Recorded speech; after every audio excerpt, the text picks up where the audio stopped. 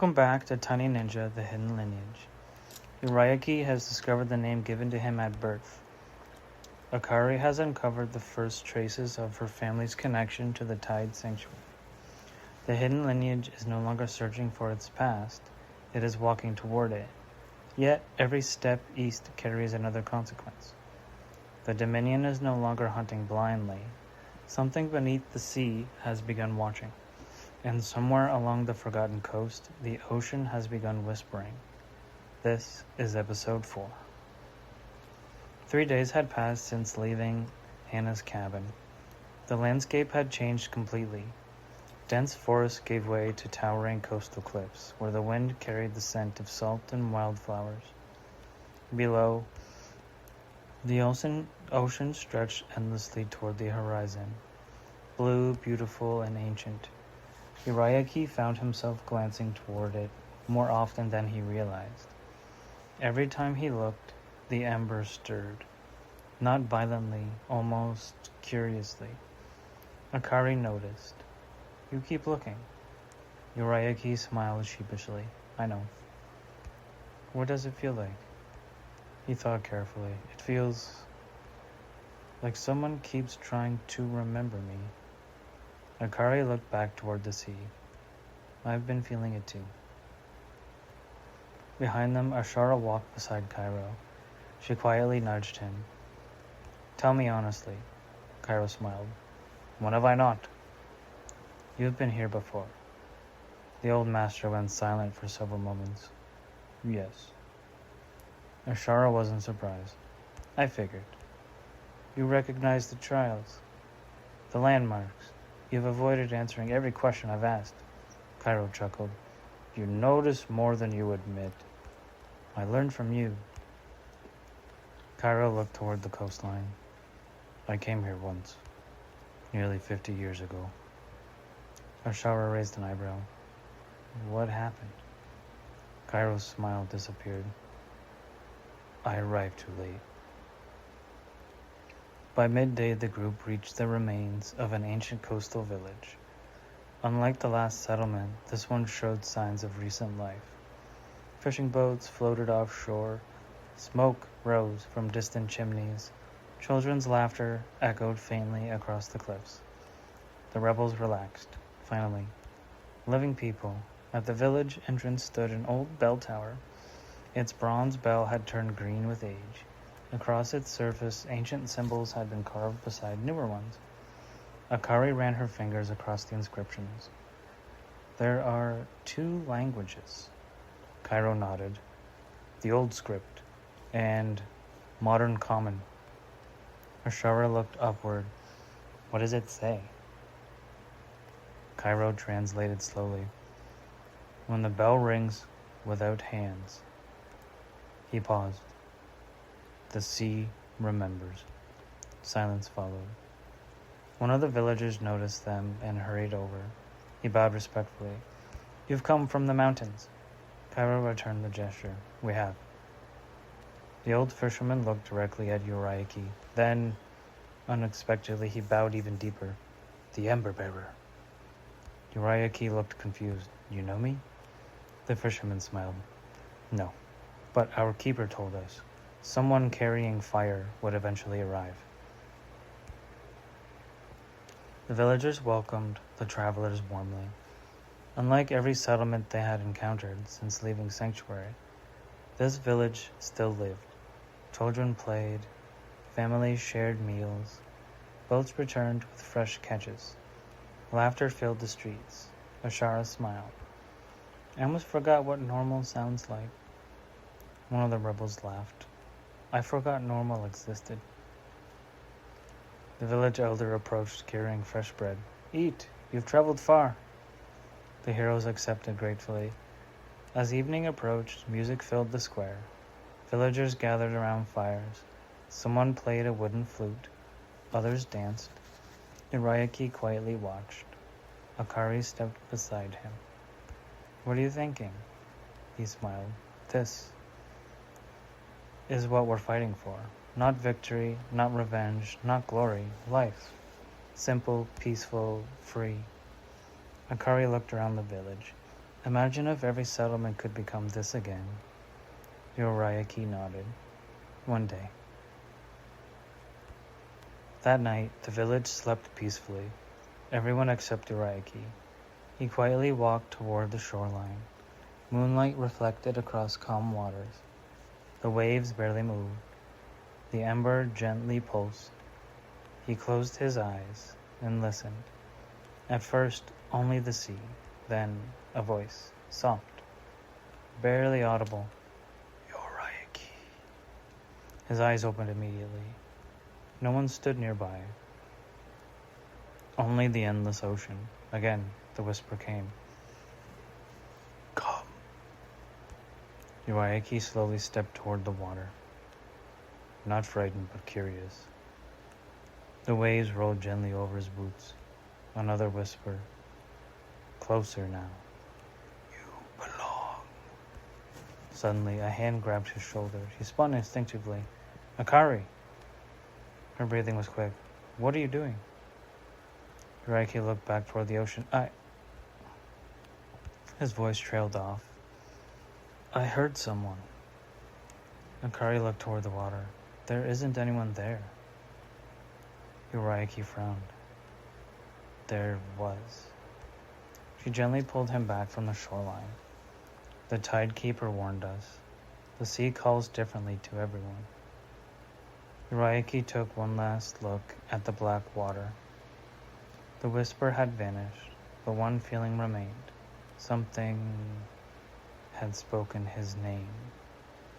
Far beyond the village, deep beneath the ocean floor, ancient lights slowly illuminated across the hull of an enormous submerged structure. Not Dominion, older. Hidden beneath layers of coral and stone, an immense circular doorway trembled. A single ancient symbol, the symbol of the Tide Sanctuary, began glowing softly as if it knew its guardian was finally coming home.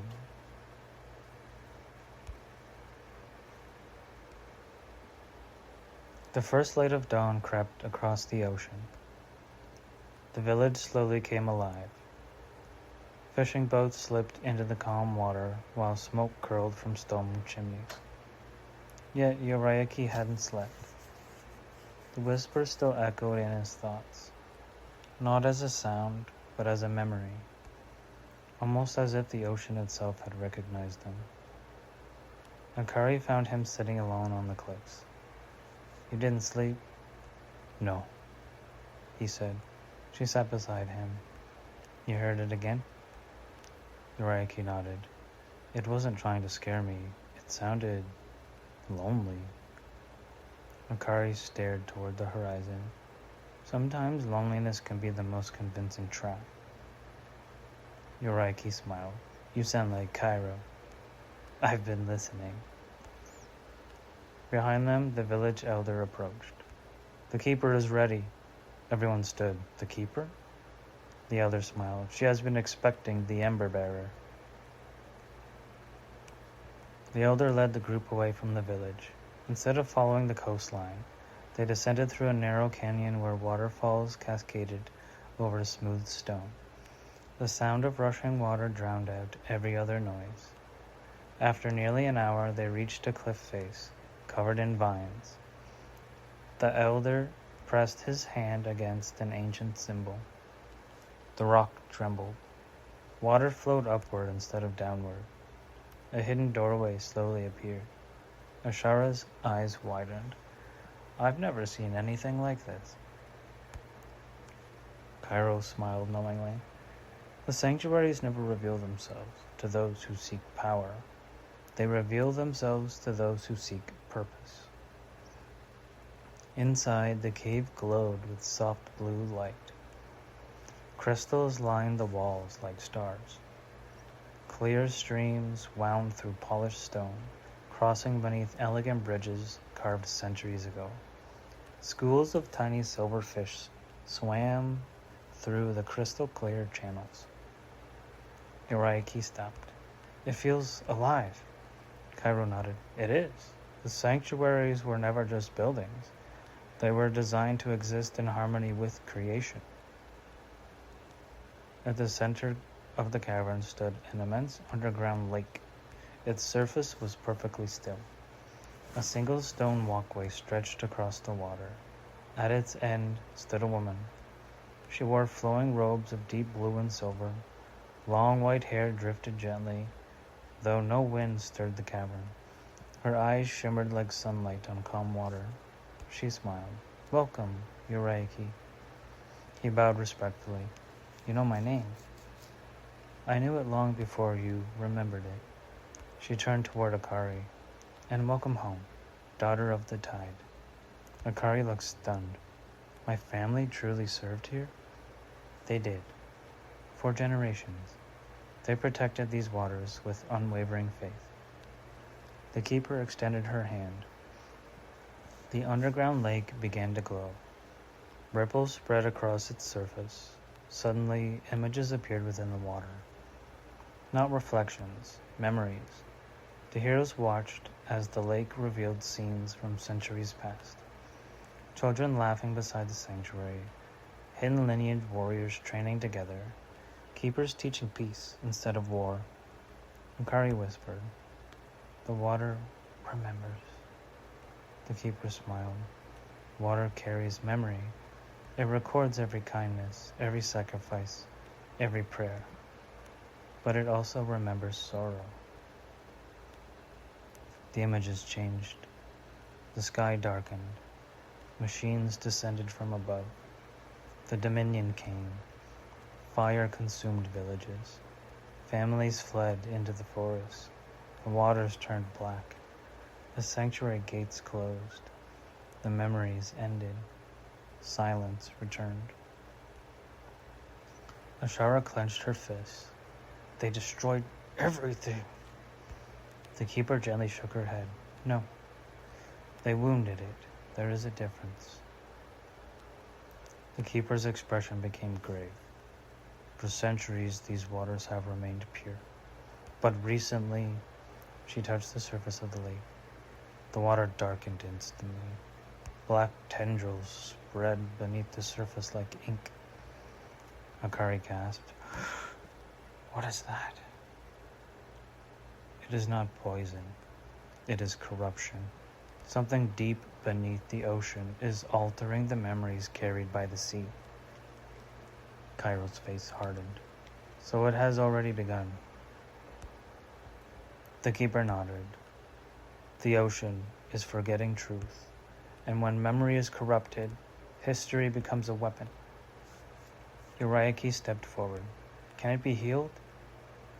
The keeper looked directly into his eyes. "Yes, but not by force. The ocean cannot be conquered. It must be restored." She gently placed her hand over the ember glowing beneath his armor. "Fire purified you. Water must now teach you patience." The keeper led Uraiki to the edge of the lake. "I will ask you one question. If your answer comes from pride, the waters will reject you. If it comes from fear, they will remain silent." She looked deeply into his eyes. "Why do you fight?" The cavern became still. Even the flowing stream seemed to pause. Uraiki thought of every battle, every loss, every victory. Then he answered quietly, "I don't fight because I hate the Dominion. I fight because I love the people they're trying to take from us." The keeper smiled. The entire lake erupted in brilliant blue light. Water spiraled upward around Uraiki, forming countless glowing ribbons that danced harmlessly through the cavern. Cairo bowed his head. He is ready. Far beyond the sanctuary, a Dominion reconnaissance drone hovered silently above the cliffs. Hidden among storm clouds, it transmitted everything it had observed. Deep beneath the sea, Abyssal Prime watched the live feed. "The Keeper has accepted him." One of the Dominion officers spoke cautiously. "Commander, shall we begin the assault?" Abyssal Prime slowly shook his head. No. They are walking exactly where we need them. He looked toward a holographic map of the ocean floor. A massive region beneath the tide sanctuary pulsed with crimson light. Prepare the maw. The officers froze. Commander? The maw has never been opened. It will be. Abyssal's prime glowing eyes narrowed. The Sovereign's prison is beginning to weaken. We'll be back after a quick break. Oh, focus tight, blade in hand, stand alone, I make my stand. Mind stay sharp, heart stay cold, tiny ninja never fold. Blade mode, locked in tight, one clean move in the fight, no delay, no reload. Tiny ninja blade mode.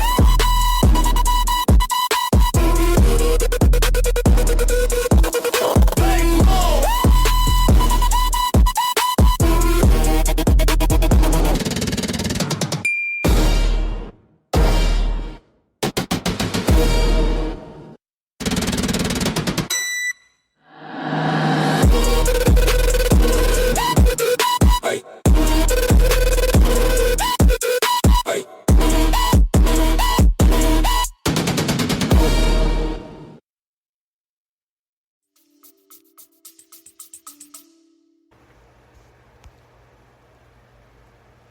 The blue light slowly faded.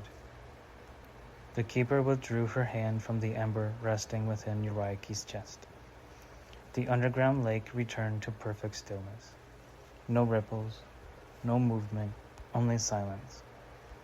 The sanctuary has accepted you, the keeper said. But acceptance is not the same as preparation. Uriaki nodded. What comes next? The first trial of the tide.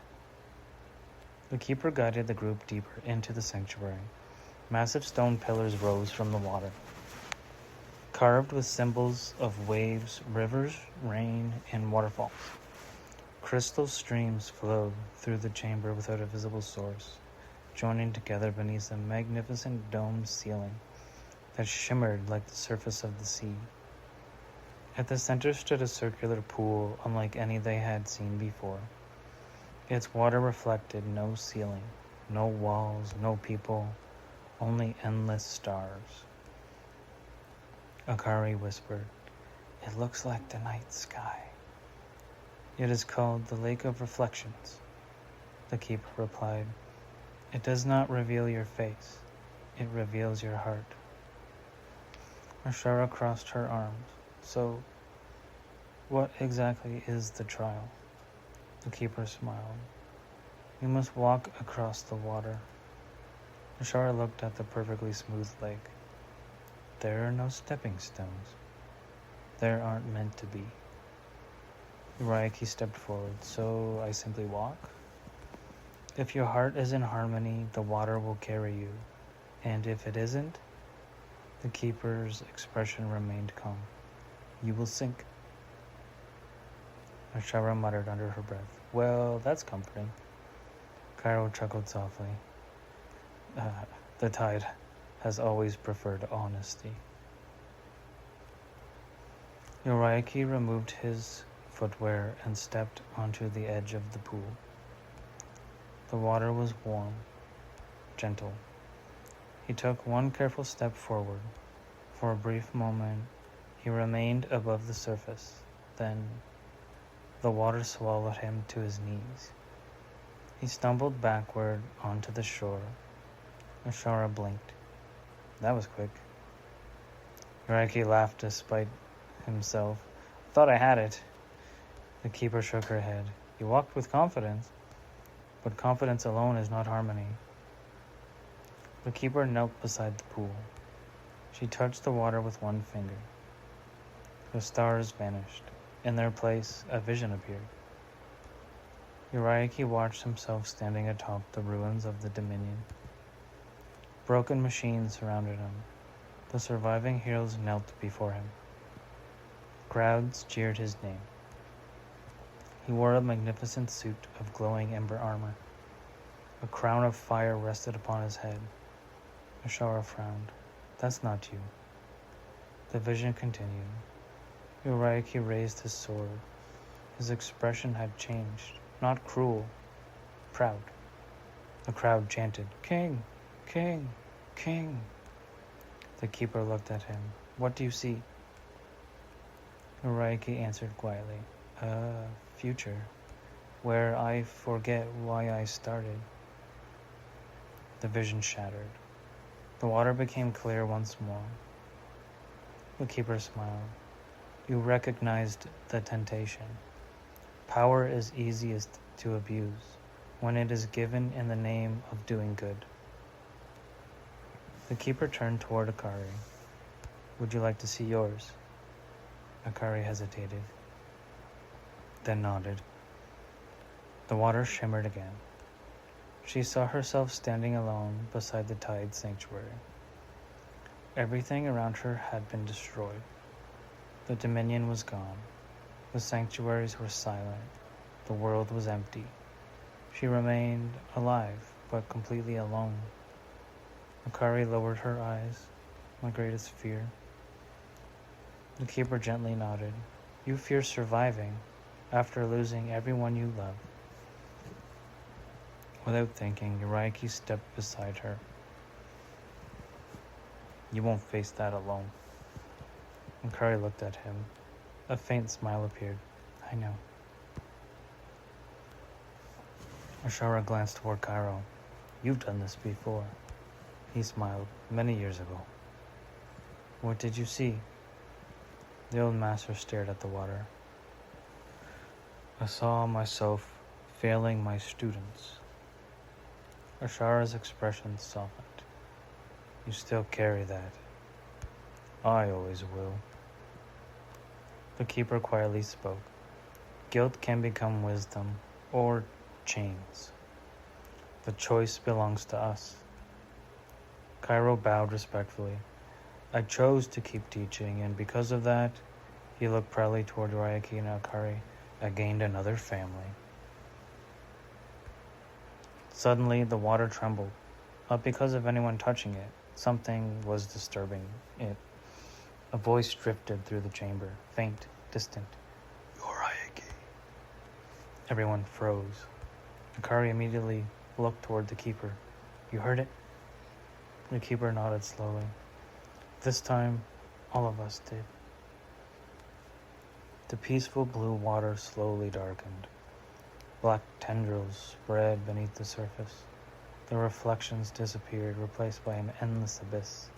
Then a second voice, older, much deeper, not spoken aloud, but felt within every heartbeat. "Come." The cavern shook violently. Stone cracked. Water surged against the walls. Far beneath the sanctuary, something colossal struck the ocean floor. Once, then again. Hundreds of kilometers away, deep beneath the ocean, Dominion engineers stood before an immense circular gateway built into the seabed. Its diameter stretched nearly half a kilometer across. Ancient chains thicker than ancient trees held the structure closed. Abyssal Prime arrived. "Status." A Dominion engineer bowed. "The maw is unlocking." "What percentage?" 32. A low metallic groan echoed through the abyss.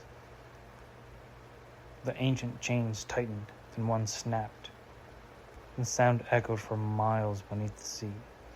The engineer looked uneasy. Commander, our simulations predicted the structure was impossible to open." Abyssal Prime stared into the darkness beyond the gate. "It was, until the Ember returned." The engineer hesitated. "Do you believe the Sovereign is awakening?"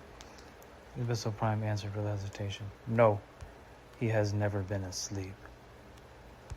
Back inside the sanctuary, the tremors finally ceased. The keeper looked toward the eastern depths with concern. Her calm expression had vanished. "It has begun." Muraiki stepped forward. "What has?" She met his gaze. For thousands of years, the sanctuaries protected the balance between creation and destruction. She pointed toward the darkened water.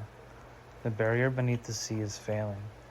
If it breaks completely, the prison below tide's reach will open." Ashara tightened her grip on her staff. And whatever is inside won't stay there. The keeper nodded. No, it won't.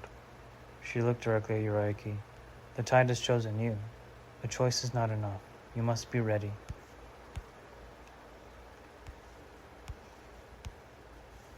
The keeper led Tiny Ninja to the edge of an underground river, unlike any he had ever seen. The current moved silently through the sanctuary, glowing with soft blue light as it disappeared into a tunnel carved long before recorded history. This river, the keeper said, flows through every chamber of the tide sanctuary. It has never stopped, not once. Tiny Ninja knelt beside the water. It feels alive. It is, she smiled gently.